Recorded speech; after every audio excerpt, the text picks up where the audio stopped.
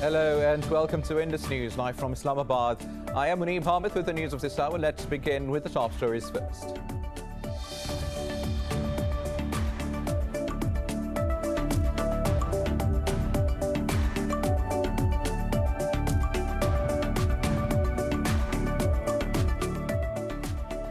In Myanmar, 5 people have been killed and several others wounded after police opened fire on demonstrators in Yangon and Darwin. This comes as police continued a sweeping crackdown against the opponents of military rule for the second day. Meanwhile, the country's UN ambassador has vowed to fight back after the military fired him for urging UN action against the coup.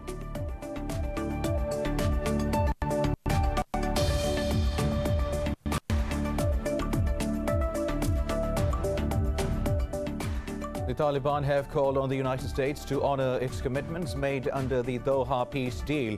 In a statement issued on the first anniversary of the agreement, the group said it is committed to all contents of the accord. The Taliban say all participants of the signing ceremony have an obligation to complete implementation of the agreement.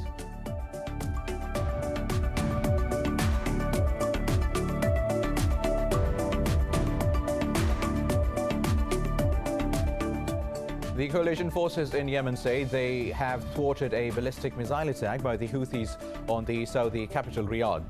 Saudi state media said the coalition also destroyed 5 explosive-laden drones heading towards southern Saudi cities.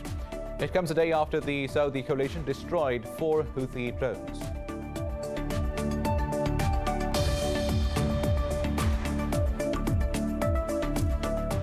India has registered the biggest single-day jump in coronavirus cases since January after almost 17,000 tested positive overnight. Meanwhile, Brazil has recorded over 1,300 deaths and 60,000 cases for the 5th consecutive day.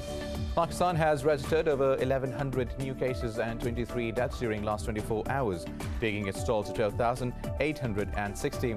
While globally, the coronavirus has claimed over 2.5 million lives and infected nearly 114 million people so far.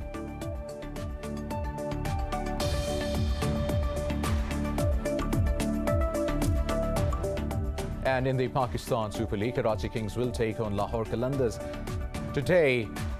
In today's only fixture at the National Stadium, Karachi. Both teams have 4 points each, but Kings are in second position in the PSL table, 1 ahead of Qalandars.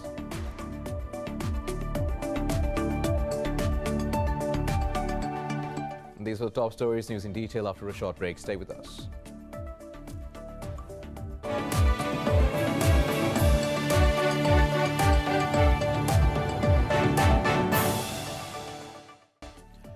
Welcome back. Now let's have the news in detail. Start from Myanmar, where 5 people have been killed and several others wounded after police opened fire on demonstrators in Yangon and Darwin. 7 people have so far been killed during protests since the military coup on the 1st of February. This comes as police continue a sweeping crackdown against the opponents of military rule for the second day. They opened fire in different parts of the main city of Yangon after stun grenades and tear gas failed to disperse the crowd. Police also cracked down on a huge protest in the second city of Mandalay. Meanwhile, the country's UN ambassador has vowed to fight back after the military fired him for urging United Nations action against the coup. We want to protect our people as the police can't do that, but they are attacking us instead. As you already know, the junta is doing illegal actions, so the citizens need to protect themselves. Now, the Taliban have called on the United States to honor its commitments made under the Doha peace deal. The group has issued a statement on the first anniversary of the agreement it signed with the US in Qatar. The Taliban said the deal has laid the ground for a peaceful Afghanistan. They said the release of remaining prisoners and end of blacklist are part of the agreement that have yet to be implemented. The statement read, practical steps must be undertaken to expedite the ongoing intra-Afghan dialogue process. The group said it is committed on its part to all contents of the agreement. It added the Taliban viewed the pact's implementation as a sole effective tool for resolving the Afghan issue. The Taliban say all participants of the signing ceremony have an obligation to complete implementation of the agreement. Now in India, the protesting farmers are gearing up for the March 1st rally against the centre's agricultural laws in northern Uttarakhand state. Farmer leader Rakesh Tikait will tour 5 states to drum up support for the ongoing agitation. Addressing a rally, another leader said Narendra Modi is the Prime Minister of a handful of capitalists and mill owners. He added time has come to uproot the BJP government. The union has demanded a judicial inquiry into the Republic Day violence, calling it a deep conspiracy against the farmers. Over 200 farmers have died during the ongoing protests on Delhi borders, including 5 who committed suicide. In Pakistan, 23 people have lost their lives to coronavirus over the past 24 hours. The virus has claimed 12,860 lives in the country. The Health Ministry says more than 1,100 people tested positive for the virus overnight. It added there are currently over 21,000 active cases in the country, out of which 1,994 are admitted in hospitals. Nearly 580,000 people have been infected in the country and 545,000 have recovered. Meanwhile, India has registered the biggest single-day jump in coronavirus cases since January after almost 17,000 tested positive overnight. Brazil has recorded over 1,300 deaths and 60,000 cases for the 5th consecutive day. The US has approved Johnson & Johnson's single-dose COVID-19 vaccine. This is the 3rd vaccine authorized in the country and is 85% protective against severe illness. Washington says shipments of 20 million doses could begin as early as Monday. New Zealand's biggest city, Auckland, has entered the 2nd lockdown in a month to contain a cluster of the UK variant. The virus has claimed more than 2.5 million lives globally and infected nearly 114 million. Moving on now, the coalition forces in Yemen say they have thwarted Houthis' ballistic missile attack on Saudi capital Riyadh. Saudi state media said the coalition also destroyed 5 explosive-laden drones heading towards southern cities. It said the debris from the missile caused damage for one house in Riyadh, but there were no casualties. A coalition statement said the drones were aimed at civilians. Now, this comes a day after the Saudi coalition destroyed 4 Houthi drones. Now, Armenia's president has refused to back Prime Minister Nikol Pashinyan's bid to dismiss the army chief. Prime Minister sacked the army chief on Thursday over what he said was an attempted coup to remove him. In a statement, the President office termed Pashinyan's move unconstitutional. It said the crisis cannot be resolved by changing personnel. It added, without question, the armed forces must maintain neutrality in political matters. For his part, Pashinyan said he will again send a demand for the army chief's resignation. The premier has rejected calls for his own resignation, saying only voters can decide his future. Earlier, 5,000 opposition protesters rallied against Pashinyan outside the parliament in Yerevan. Armenia has been in turmoil since Pashinyan signed a peace deal in November, sealing a humiliating defeat to Azerbaijan. Now, the US has called for an immediate withdrawal of what it says Eritrean and Amhara forces from Ethiopia's Tigray region. US Secretary of State says Washington is deeply concerned by worsening humanitarian crisis in the region. Secretary Antony Blinken said the US strongly condemns the killings, sexual assaults and other rights violations reported in Tigray. In a statement, Blinken said those responsible must be held accountable. Earlier, Amnesty International said Eritrean forces in Tigray's Axum town killed hundreds of civilians last year. It said troops opened fire in the streets and conducted raids in a massacre that may amount to a crime against humanity. Eritrea has rejected the accusations. Now, 3 people, including 2 soldiers, have died in a roadside bomb explosion in Somalia's capital city of Mogadishu. Police say several others were injured in the attack. A police official said the blast targeted a military vehicle. He said the senior official managed to escape unscathed. No group has yet claimed responsibility for the attack. Now, Iran has condemned US airstrikes in Syria and denied responsibility for rocket attacks on US targets in Iraq. Iran's Foreign Minister Javad Zarif said this in a meeting with his Iraqi counterpart Fuad Hussein in Tehran. Following the meeting, Zarif urged Baghdad to identify the perpetrators of recent attacks on American forces. Now, in a statement, he also said the attacks were suspicious and sought to damage Iran-Iraq ties. Iranian state media said Hussein assured that Baghdad will not allow the incident tarnish relations between the two countries. This is Hussein's second trip to the Islamic Republic in less than a month. Now, Iraq has completed final preparations for the historic visit by Pope Francis next weekend. The streets of Najaf city are being decorated with the flags of the Vatican and Iraq. The pontiff will meet Iraq's top cleric Ayatollah Ali al-Sistani in the Old City on the 6th of March. The four-day visit will end on the 8th of March. Najaf's governor Loy al-Yassiri says authorities are arranging foolproof security. In terms of security, big preparations are ongoing. We did more than one security meeting to discuss the visit and the streets that our guest is expected to take from the airport to the Old City. Now, Tunisia's biggest political party, Ennahda, has assembled a huge rally in capital Tunis over a dispute within the government. Ennahda backs Prime Minister Hichem Meshishi in a standoff with President Kais Saied over a cabinet reshuffle.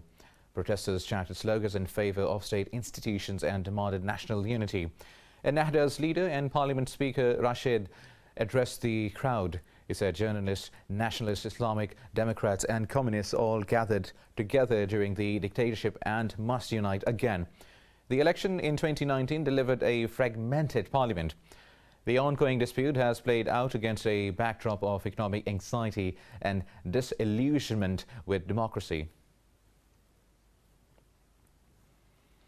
The European Union says talks on its ties with Turkey and on the Eastern Mediterranean will take place in March. European Council President Charles Michel made the announcement after a summit of EU leaders.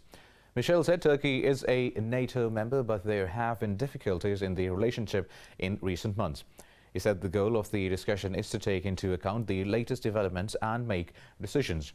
Turkey's relationship with European Union members Greece and Cyprus has deteriorated over energy rights in the Eastern Mediterranean. Now, in Spain's city of Barcelona, more than a dozen protesters have been arrested over charges of assaulting police in fresh unrest over the jailing of a rapper. Police chased protesters after they set fire to a police van and smashed shops and banks. Authorities said firefighters were fighting multiple blazes started by the demonstrators. Earlier, around 2,000 marched through the city to call for Pablo Hassel's release. Hassel was arrested on February 16 for mocking Spain's royalty in violation of the country's gag law. The detention prompted a debate over freedom of expression and sparked protests in Barcelona and Madrid. A group of gunmen has killed 11 people in Mexico's western state of Jalisco. The state is one of the epicenters of Mexico's drug-related warfare. Authorities say the gunmen came on a truck and opened fire on people. In a statement, the state's prosecutor's office said a woman and a minor were wounded in the attack. President Andrés Manuel López Obrador took office in late 2018, pledging to reduce entrenched violence, but he continues to grapple with mass killings and tens of thousands of homicides a year. Now, in December, Jalisco's former governor Aristoteles Sandoval was shot dead in a restaurant in the town of Puerto Vallarta. More news coming up in this news bulletin after a short break. Stay with us.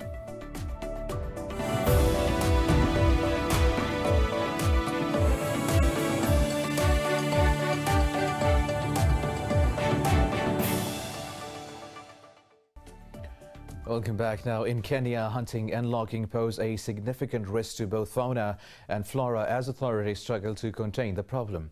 But an environmental group has come up with an interesting solution which involves electric fences. This report has details. Kenyan group, the Rhino Ark Trust, has put up fences around 2 key areas where rainfall feeds the rivers. It is adding more fencing around a third area in Mount Kenya, where a large portion has already been constructed. A fence is encircling the canopy of the Aburu forest, which has put an end to illegal logging and charcoal burning. It's completely done. We did about 43.3 kilometers, and it's done now. And now the work we are doing now is to maintain now the fence itself, and also to do the sensitization to the community so that they can be able to own it. The fences help protect wildlife from hunting and trees from being chopped down, but they do not cut off local communities. Local farmers have been resettled in land adjacent to the forest, where they grow fruits like tree tomatoes. Farmers believe the trees will help ensure the rain. We now don't depend on seasons. This time of the year you would not see anything green here. The ground would be so parched. That is one of the biggest changes that I can attest to. You can now see it's green everywhere, meaning the environment has really changed. Rhino Ark Trust estimates that its fences protect 570,000 hectares of mountain forest that are Kenya's key rain-catching areas. Kenya aims to increase its forest cover to 10% of its landmass by 2022, attaining the standard set by the UN. Now, a big iceberg approaching the size of Greater London has broken away from the Brunt ice shelf in Antarctica. An aerial video showed the separation almost 10 years after scientists discovered the first cracks. The British Antarctic Survey compared the berg in size to the English county of Bedfordshire, measuring nearly 1,300 square kilometres. The Haley Research Station, situated on the 150-metre thick Brunt ice shelf, is not expected to be impacted. The survey said in a written statement that it is located on an area of the ice shelf still connected to the continent. Scientists say the iceberg is expected to either move away or run aground not far from the Brunt ice shelf.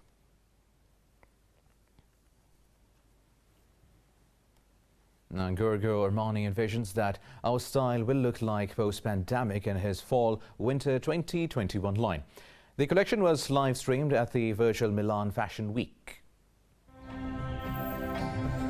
The veteran designer, affectionately called King Giorgio in his native Italy, presented creations with plenty of romantic touches. Dabs of watery hues, greens with turquoise shimmers, pale purples and soft pinks, accents of ruffles running down the collars of shirts. For men, there were geometric patchworks of velvet and wool, or brightly colored floral patterns. A big green gorilla statue standing in the middle of the runway dominated the scene. It telegraphed a message of respect for Mother Nature and its creatures. Milan Fashion Week is a virtual event this season, with designers sharing videos of their presentations on a digital platform, instead of hosting the usual buzzing catwalk shows due to COVID-19 restrictions.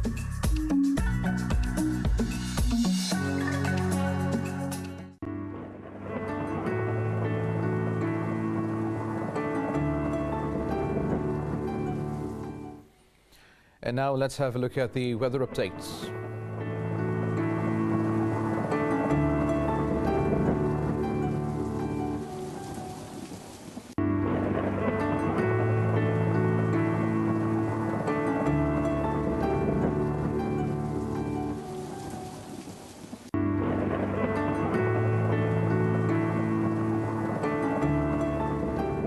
That is all for now. For the latest updates, you can follow us on social media at indus.news.